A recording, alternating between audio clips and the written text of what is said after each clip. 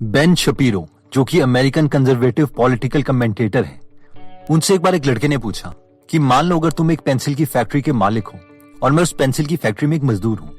तुम सारी मशीनरी खरीद सकते हो, सारे रॉ मटेरियल्स खरीद सकते हो, लेकिन मेरे जैसे मजदूरों के बिना तुम पेंसिल्स नहीं बना सकते। बस तुम्हारे पास रॉ मटेरियल ही होगा, जैसे कि लकड़ी, येलो पेंट, ग्रेफाइट और रबड़। लेकिन इस रॉ मटेरियल से तुम ज्यादा पैसे नहीं कमा सकते। तुम पैसे तब कमाओगे जब हम सब मजदूर मिलके इन रॉ मटेरियल्स की पेंसिल बनाएंगे। लेकिन तुम्हारे जैसे लोग हमें सिर्फ बेसिक सैलरी ही देते हैं। जब ज्यादा प्रॉफिट होता है तो वो वर्कर्स में नहीं बांटा जाता, बस तुम्हें एज अ ओनर ही मिलेगा। और ये एक बहुत वैलिड पॉइंट भी था। लेकिन इस पर बेन शपीरो ने कहा कि जो ओनर्स हैं वो सारा रिस्क उठाते हैं, इसलिए ही उन्हें बेनिफिट भी मिल रहा है। लेकिन अगर ये पेंसिल फैक्ट्री बैंकरप्ट हो जाती है तो रिस्क वर्कर का नहीं होगा। हाँ, हो सकता है कि वो अपनी जॉब खो दे, मगर उन्हें अपनी जेब से कुछ पैसे नहीं देने पड़ेंगे, लेकिन ओनर को अपना सारा उधार चुकाना पड़ेगा। और हो सकता है कि उसे अपने पर्सनल एसेट्स भी बेचने पड़े। एक ओनर लाखों रुपए खर्च करता है उन मशीन्स पर जिससे पेंसिल बनेगी, और लाखों रुपए खर्च करता है इस बात पर कि सारे वर्कर मिलकर एक साथ कुछ ऐसा काम कर पाए जो प्रोडक्टिव हो।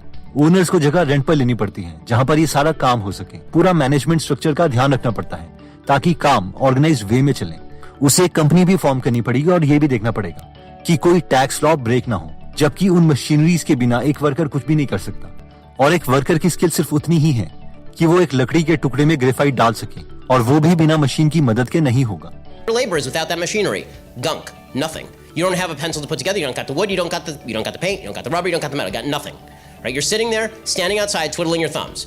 It required somebody to invest. Who do you think put more in? The guy who spent millions of dollars buying all the machinery, leasing the place, making sure there was a management structure, doing the LLC formation, making sure all the tax code was in compliance, or you standing outside because you can stick a piece of graphite into a piece of wood. अब ये conversation obviously एक typical socialist और capitalist की लग रही थी, but still ये conversation हमें एक जॉब और एक बिजनेस का ओवरव्यू दे सकती है। तो सबसे पहले बात करते हैं जॉब और बिजनेस में डिफरेंस की in terms of security and risk. हम में से मैक्सिमम मिडिल क्लास लोगों के पेरेंट्स का एक ही सपना होता है, बस हमारे बेटा या बेटी की सरकारी जॉब लग जाए। अगर ऐसा हो गया तो उनकी आधी टेंशन तो खत्म हो जाती है, क्योंकि उन्हें लगता है कि चलो कम से कम इनकी जिंदगी भर बेसिक नीड्स तो कवर हो ही जाएंगी।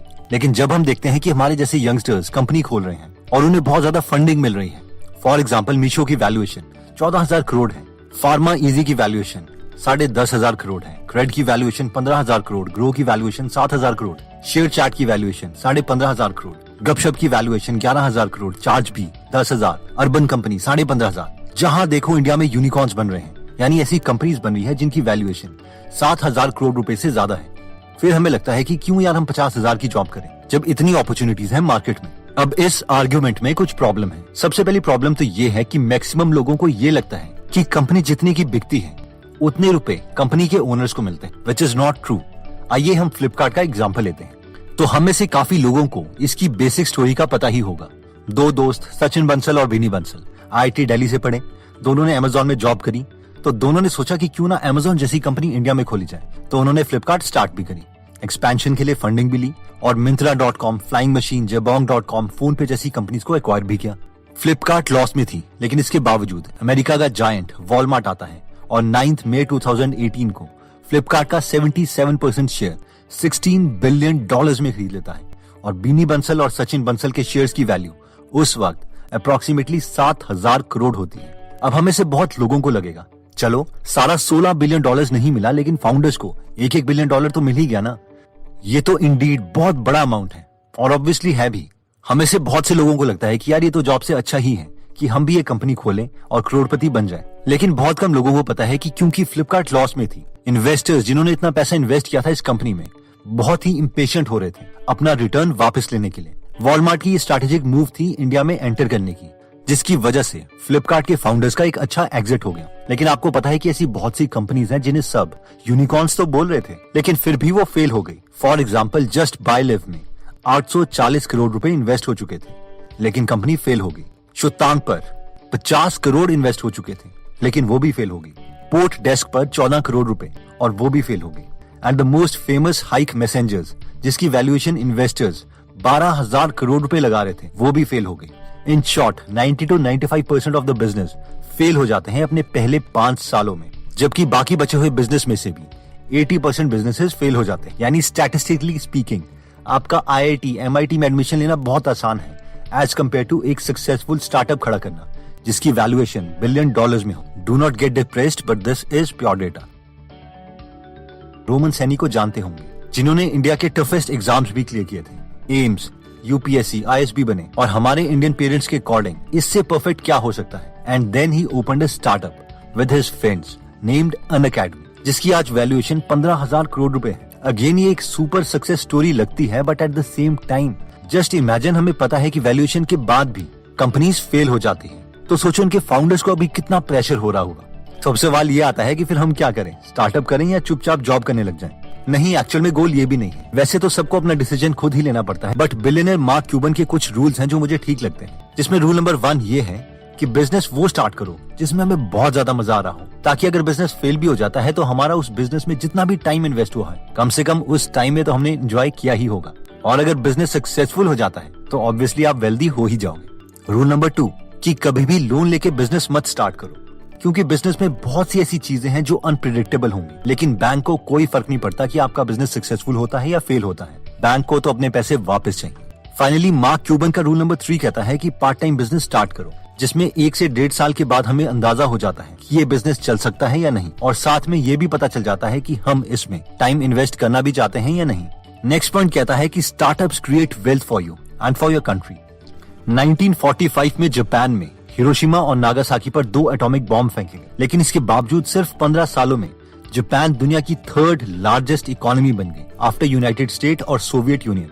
1945 के बाद सबसे पहले जापान में शुरू हुआ इंक्लाइंड प्रोडक्शन मोड, जिसका मेन गोल था कि रॉ मटेरियल की प्रोडक्शन की जाए, जैसे कि स्टील, कोल और कॉटन। एक टाइम था जब जापान को चीप कॉपीकैट प्रोडक्ट्स बनाने वाली कंट्री के रूप में देखा जाता था, लेकिन फिर मोरिता सोन आए, जो कि सोनी के फाउंडर थे। उन्होंने सोनी का मिशन सेट किया कि वो जापान में इतने अच्छे प्रोडक्ट्स बनाएंगे कि लोग जापान को क्वालिटी के नाम से जानेंगे। उनका ये मिशन नहीं था कि सोनी का प्रोडक्ट अच्छी क्वालिटी के लिए जाना जाए, बल्कि वो चाहते थे कि जापान क्वालिटी के नाम से जाना जाए। और इन कंपनीज सोनी, टोयोटा, होंडा ने भी काफी कंट्रीब्यूट किया अपने देश की इकोनॉमी को बढ़ाने के लिए, जबकि कहीं ना कहीं हम लोग इंटरनेशनल सोच नहीं रख पाते। बहुत ही कम कंपनीज हैं, इन्फोसिस, TCS, विप्रो एक्सेट्रा को छोड़कर हम सब अपनी कंट्री में ही सिमट कर रह जाते हैं। जस्ट हम सबको याद रखना पड़ेगा कि कंट्रीज की रियल ग्रोथ तब होती है जब हम प्रोडक्ट्स को एक्सपोर्ट करेंगे, ना कि इंटरनेशनल मार्केट के बस कंज्यूमर रह जाएंगे।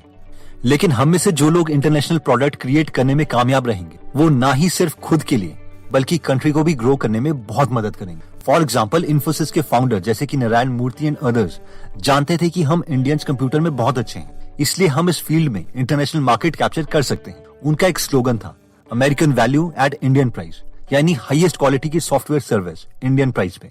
और ये एक विन विन विन सिचुएशन थी। इन्फोसिस के फाउंडर्स के लिए विन सिचुएशन थी, इंडियन मार्केट के लिए विन सिचुएशन थी, इंडिया के लिए एक विन सिचुएशन, और साथ में इंटरनेशनल कंपनीज के लिए भी ये विन सिचुएशन थी। तो दोस्तों, इस वीडियो में हमने जॉब और बिजनेस के बीच में डिफरेंसेस देखे कि कैसे एक तरफ जॉब जिसमें सिक्योरिटी तो है, पर at the same time earning power में सीलिंग भी है, यानी एक पर्टिकुलर अमाउंट से ज्यादा हम अर्न नहीं कर सकते। वहीं पर स्टार्टअप्स बहुत अट्रैक्टिव तो हैं, लेकिन एक स्टार्टअप यूजुअली सक्सेसफुल होने के लिए एवरेज मिनिमम 6 to 10 years ले लेता है, और उसके बाद भी हम सर्टेन नहीं होते कि स्टार्टअप सक्सीड करेगा या नहीं, क्योंकि startup by definition is an experiment and experiments are meant to fail. लेकिन फिर भी अगर हम स्टार्टअप में इंटरेस्टेड हैं, तो बेस्ट यही है कि शुरू में हम पार्ट टाइम ही स्टार्ट करें, जैसे कि बिलियनर मार्क क्यूबन बोलते हैं, और 1-1.5 साल में पता चल जाता है कि बिजनेस कहाँ जा रहा है और हम उसमें इंटरेस्टेड हैं या नहीं।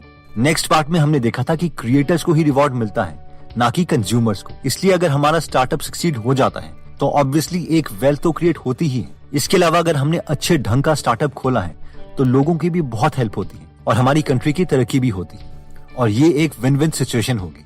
इसमें हमने देखा था कि जापान कैसे सेकेंड वर्ल्ड वॉर के बाद अपने